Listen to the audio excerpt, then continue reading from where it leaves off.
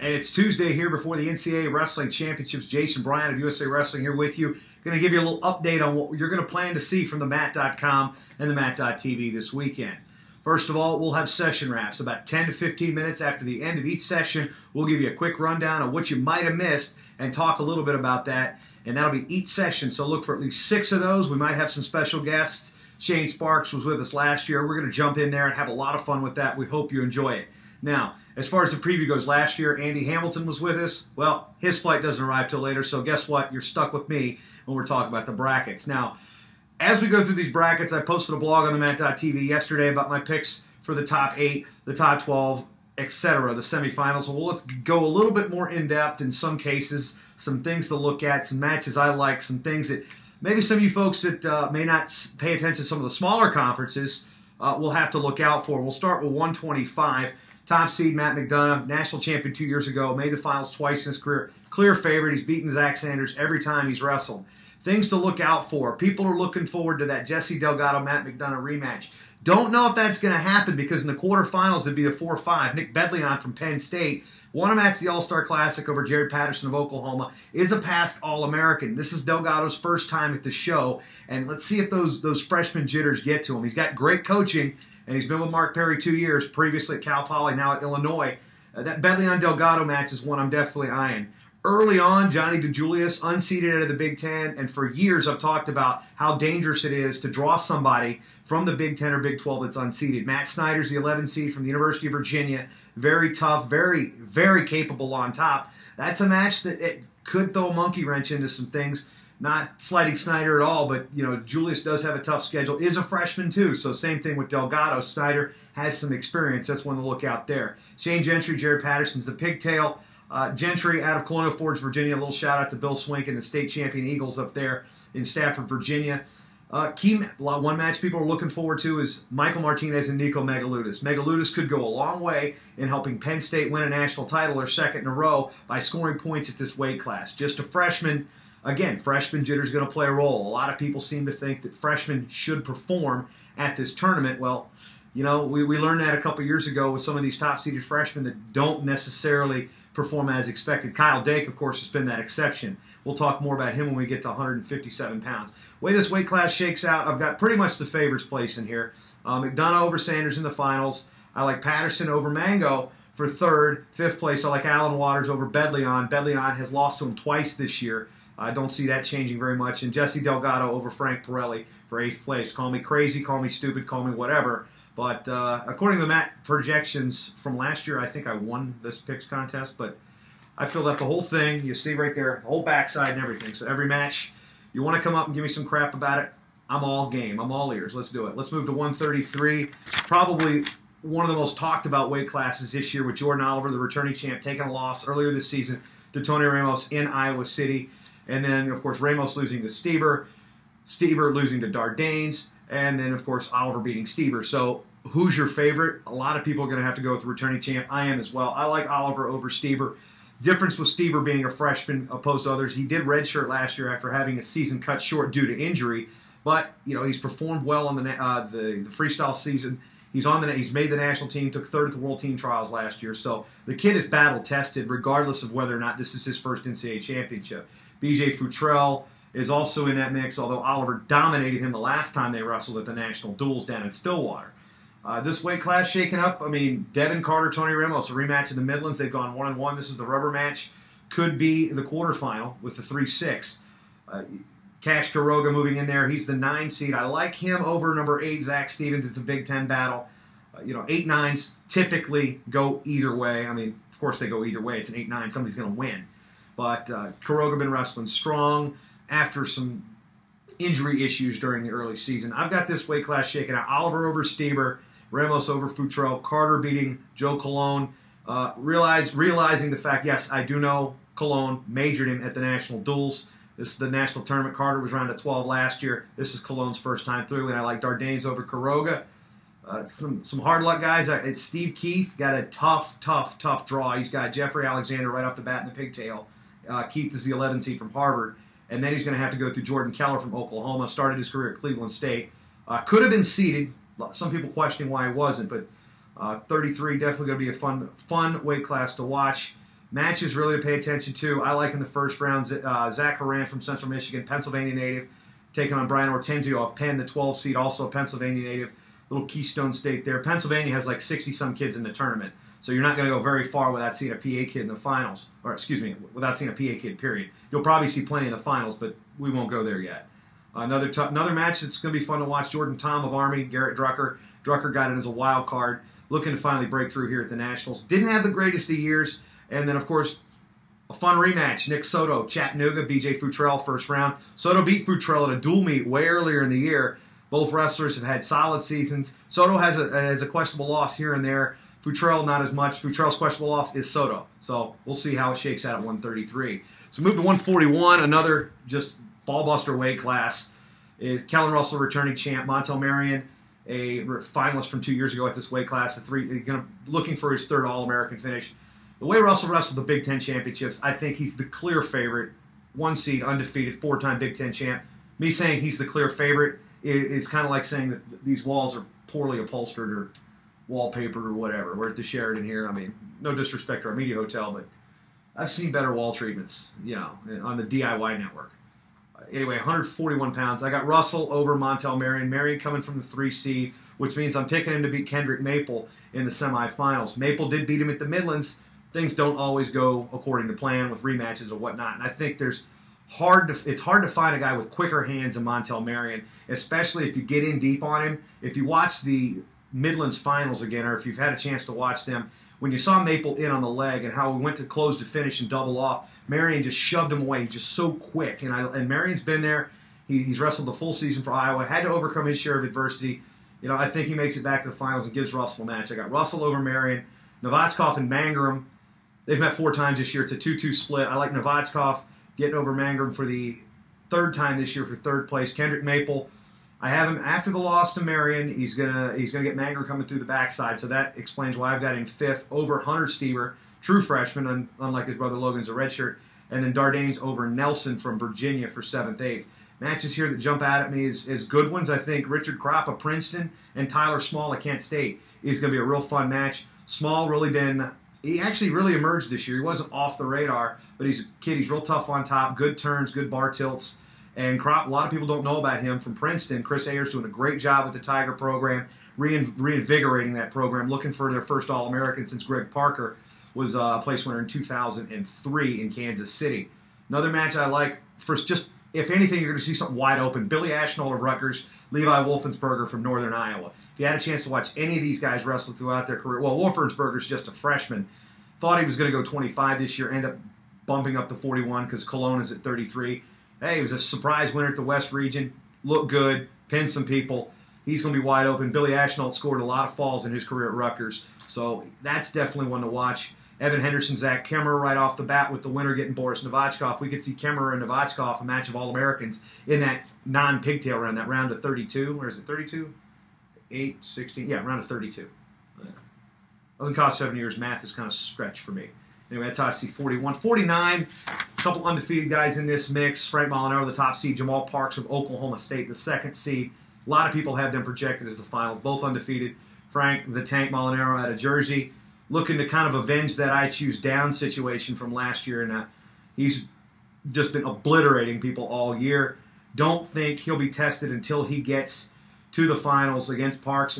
And Parks' side of the draw is pretty interesting because he's going to have a possible quarterfinal rematch with Dylan Ness, who put him on his back, nearly pinned him at the national duels. It's not easy for Ness either. Ness has got a kind of a grudge match there with the winner Cam Tassari and Corey Jansen. I kind of like Tassari there. Jansen, obviously, everybody knows about his questionable durability.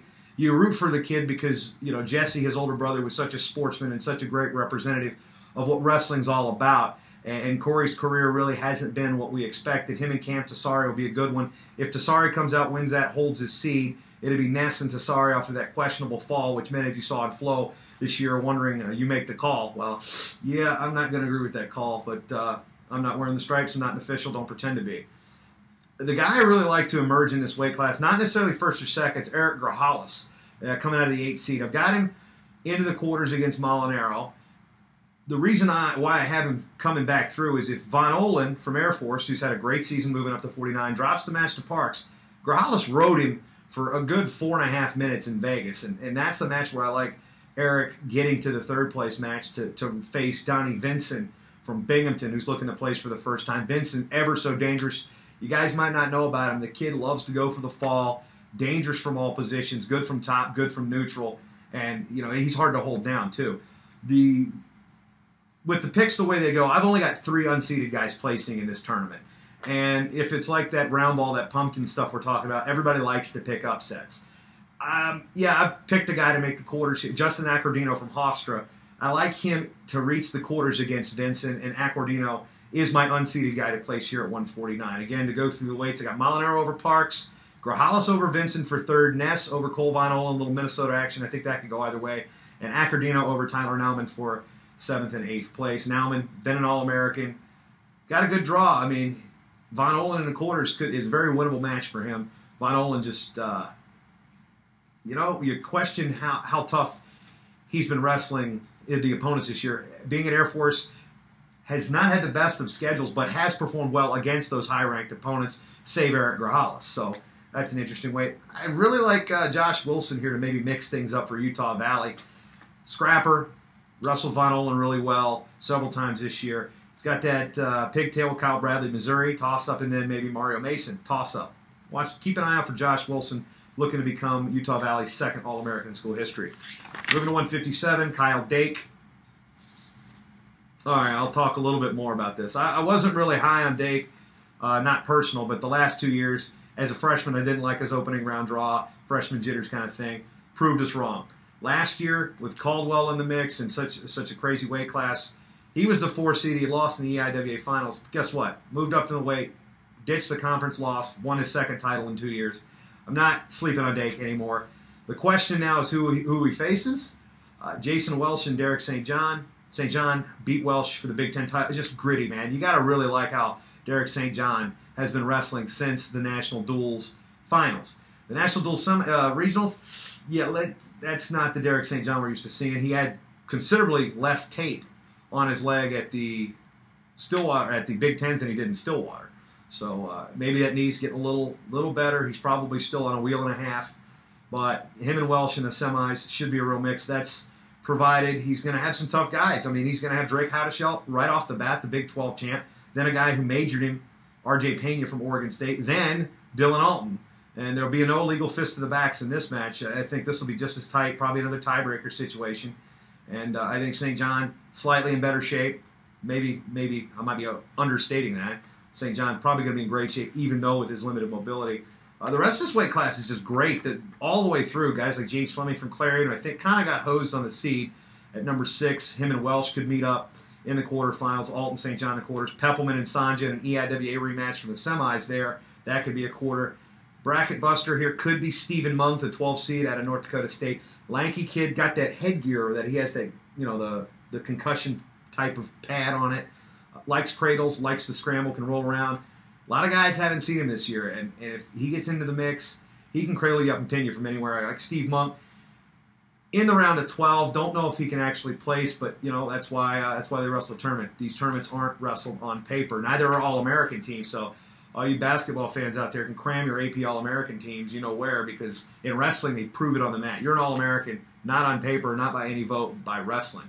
57, just George Ivanov, another guy to look out for, Division II champ last year at Nebraska Omaha, now wrestling for Boise State. And as far as the little school guys to watch, obviously you know about Sanja from American. Justin Lister, an All-American 2 years ago, made the semifinals unseeded.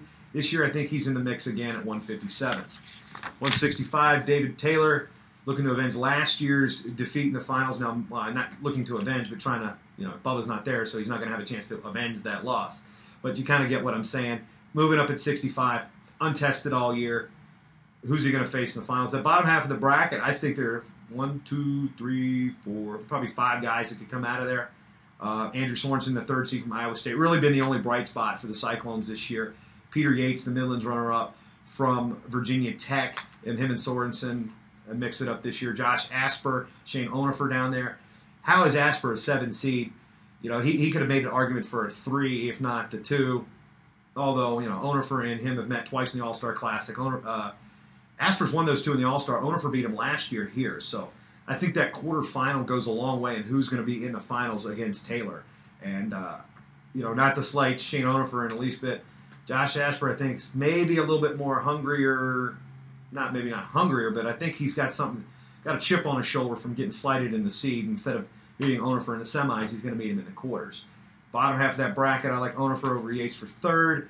Bekzad Abdurakhmanov and Mike Evans in the 5th-6th match. Sorensen, don't really like his draw because I think Yates might be upset-minded there in the quarterfinals, which will drop him against Onofer in the backside. So not necessarily the best draw for Sorensen. He's got to win that match against Yates to really throw this thing out of the loop. Joe Booth and Drexel, dangerous draw. And the one match I really like here off the bat, Gabe Burak, who wrestled at Penn last year, graduated. The Ivy League does not allow postgraduates. So even with a year of eligibility, Gabe Burak could not have wrestled for Penn or any other Ivy League school. So he used his year of eligibility, transferred out as a grad student to the University of Northern Colorado up in Greeley, about 2 hours from where he grew up in Colorado Springs, wrestled his senior year there. He's got Abdurakhmanov in the first round. That's kind of got upset written all over it. No slight to Abdurakhmanov, but, hey, seeds go down the first round. Plus, he's a Colorado Springs kid. I don't know. We're in Colorado Springs. Might have something to do with it. Might. 65.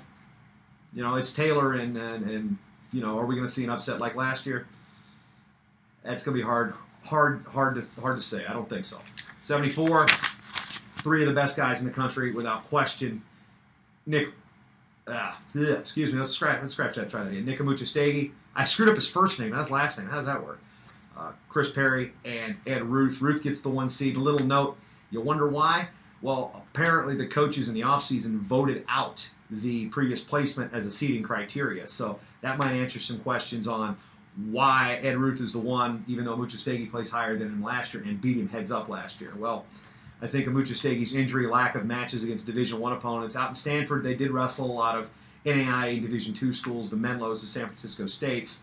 Great for Stanford for helping out those programs, but it might have hurt Amuchastegui here in the seeding. Bracket buster here. I like Greg Zanetti, not necessarily to place, but to really mix things up from Rutgers down on the bottom half of the bracket. He's got Justin Zierup in the first round, then could see Ryan DeRoche at Cal Poly. Zanetti has had a really good season, has a bad loss here and there, but overall wrestled really well. Top bracket semis, I got Ruth against Storley, with Lofthouse and Storley obviously for the rubber match. It's close the last 2 times they wrestled. It's going to be close again. I got Storley there, Amuchastegui. Perry and Amuchastegui, toss a coin. I don't know. Such a contrast in styles. Perry is a fighter. I mean, just such a fighter. You know that. You know his family's reputation. I think he's really going to try to wipe the memory of last year's tournament out and actually make sure he's on the podium and in the finals. Ed Ruth, been dominant all year. I think he's your favorite, depending on whether it's Perry or Amuchastegui. If it's Perry, I like Ruth. If it's Amuchastegui, I like Ruth a little more than I like Amuchastegui, maybe just because it's a change in mindset this year, and he's wrestling like he knows how he can win. Third place, I say Amuchastegui over Storley. 5th, Ethan Lofthouse over T. Edwards, the Old Dominion homer pick of the tournament. I didn't do that a couple years ago when Brian Williams made the finals. So this year I'm not gonna sleep on my boys from Old Dominion. Jordan Blanton and Dr. Lofsendorch of the Citadel is my 7th, 8th place match. So 84. And I realize this is a dimly lit hotel room, and it's me talking. So bear with me. We only got 3 more waves. Joe LeBlanc, Quentin Wright is my final. Why Quentin Wright? Lights are on. Big time tournament. You won it here last year as the 8 seed or the 9 seed. It was 8 or 9. I knew we wrestled Steinhaus early on. Got to have to go through a murderer's row. I mean, Ben Clymer, he could see in the second round. Clymer has a win over Steve Bosak this year. Then Ben Bennett, a 2-time All-American Central Michigan. Then last year's finals, Robert Hamlin of Lehigh. So for Quentin to do this again, he's going to have to be on his AAA++ super double-check gold star game. Joe LeBlanc on the top half, not going to be an easy draw either. Ryan Loder's down there. Grant Gamble and Ryan Loder meet in the first round. The winner could really shake that up. Kevin Steinhaus and Steve Bosak. Crazy quarterfinal there. This weight class is just loaded with talent. I like Wright over LeBlanc. Just call it a hunch. I mean, lights are on. The Bald Eagle kid goes after it. Hamlin over Bennett for 3rd. Steinhaus over Bosak for the 2nd time in the tournament for 5th. And Ryan Loder over Josh Enan for 7th and 8th. Early matches. I like Max Stoll on the upset over Austin Trotman. had a chance to see Stoll from North Dakota State at the Virginia Duels. Really lanky, really powerful, good leg rider, good turns, knows how to ride very well, and has had seen some very good competition. North Dakota State might not have had the best record this year, but they did see some pretty good teams. So Max Stoll is battle tested, at least in some point. Other guys, John Fozzie, the 12 seed, somebody to look out for. Has got Steinhaus early potentially. Should he get past Ian Hinton? Interestingly enough, Ian Hinton has 20 wins this year, no bonus points. So this one's definitely going to go the 7 minutes no matter what. That's pretty much all I got at 84. 97, I think this is clearly 1 and 2 the whole way. Chris Honeycutt of Edinburgh, the 2 seed, got upset by Wiltz of Pitt in the EWL finals. I think that's kind of an aberration for him. Honeycutt's just been brutalizing people all year long. Cam Simas has been doing the same thing. 3-time All-American, looking to make his first finals. Was the top seed last year when he lost to Dustin Kilgore, the eventual champion from Kent State, in the semifinals in a crazy match. They met twice last year, and it was crazy. Simas on a mission. I think Honeycutt's really still looking for respect. Tattoos notwithstanding, Honeycutt is just a physical specimen. He's great with cradles. He's aggressive. And even in the third period where he might be sucking some wind, he's still going after you. Simas is in great shape, great on top, powerful pinner. This will be one that I really think might be the gem of the finals. It might be a 4-3 snooze fest on the scoreboard, but there's going to be some scrambles. These guys will get after it. Cale Byers is the 5 of the 2 I've got. Simas wrestling in the semifinals. Christian Boley of Maryland, kind of a head-scratching 4 seed, not for the fact that he's not talented, but he's got 1 loss this year, and that was to Byron Tate of Wartburg at the Midlands. So Boley's rolled through everybody else. His only loss is to a Division III kid. He's undefeated against D1s. Often you see that. Brent Haynes, I like him as the 6 coming out to make the semis over Matt Wilps. Haynes is just so tough on top, and I don't think Wilps has seen a guy like that this year. Yeah, Honeycutt's tough on top like that. They wrestled Honeycutt several times this year. That makes a difference. I like Haynes and Honeycutt in the semis there. Cale Byers, like it for 3rd place. Could have been George Mason's first national champ. I'm sure folks in CAA would have liked that. But interesting enough, there's 2 guys from Mason. If you've got Byers, and you've also got Bagna Tavuzhev in there. And where is Bagna? Bagna is one of 3 guys from Ulaanbaatar, Mongolia in this thing. But where did Bagna go? Yeah, he's got Wilps in the opening round. That might have some upset on it, because if you've never wrestled Tavuzhev before, this kid's got some just sick Mongolian stuff. Just foot sweeps, over-under, inside trip throw, just stuff that it's all feel. Mongolians over there. He doesn't quite wrestle like Sanja does. Sanja's more takedown. Sanja and Tavuzhev and Lovsendorch are very similar styles. They like the throws, they like the inside trips, they like foot sweeps and things like that. So Tavuzhev, a dangerous draw. I got Honeycutt, Simas, then I got Byers over Haynes for the 3rd time this year for 3rd. Sonny Yon over Matt Powlis, and Micah Burak over Joe Kennedy. That's how I got 97 shaping out. Yes, I filled all these out at the D3s, by the way. Now, heavyweight, unfortunate that the 2 best guys, no disrespect to Tony Nelson, but the 2 best guys in the weight are in the semis. Last year's final, Ryan Flores, top seed from American, Zach Ray. Flores has beaten him twice in the EIWA finals. Ray won last year where they met in the NCAA championships. Tony Nelson down there with one of the biggest, he's one of the biggest heavyweights in the country, just maybe not like physical presence, but just big brawling presence, like Clayton Jack, the 3 seed. Wade and Jack at the quarter at heavyweight. Cameron Wade has some different looks that heavyweights don't usually get. He's really good with the cheap tilt series and things like that. Might take some questionable losses here and there, but if you've, again, not wrestled Wade before and you get sucked into a cheap tilt, he can score some near-fall points quickly. I got Ray actually taking this one over Flores in the semis and then beating Tony Nelson to repeat as a national champ. Flores over Jack for 3rd. Wade over Tucker Lane, who finally breaks through for 5th place. And Spencer Myers over Jeremy Johnson of Ohio. Myers from Maryland, looking to become a 2-time All-American. Hard luck, guys, this year. Bobby Telford and Cam Wade is in a round of 12. So if you're an Iowa fan, or a Penn State fan, that's a key match for points in this tournament. Levi Cooper, returning All-American, was dangerous. It's him and Myers in the 8-9 match right off the bat, well, the 2nd round.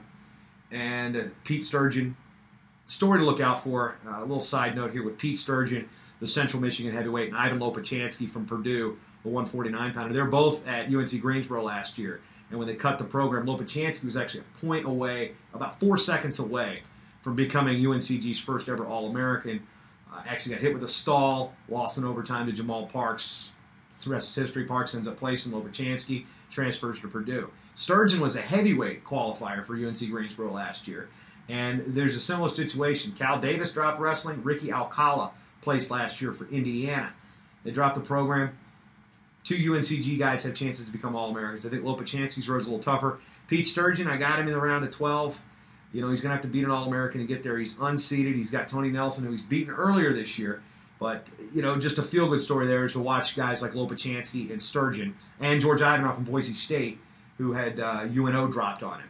So those are the breakdown things to watch. NCAA championships, again, join us. Matt.tv will give you breakdowns each session, about 15 minutes. Afterwards, we'll talk about 15 minutes. We'll have some guests, and I guarantee it won't just be me talking in a dimly lit hotel room. So for USA Wrestling, I'm Jason Bryant. We're here in St. Louis, and we're ready to rock.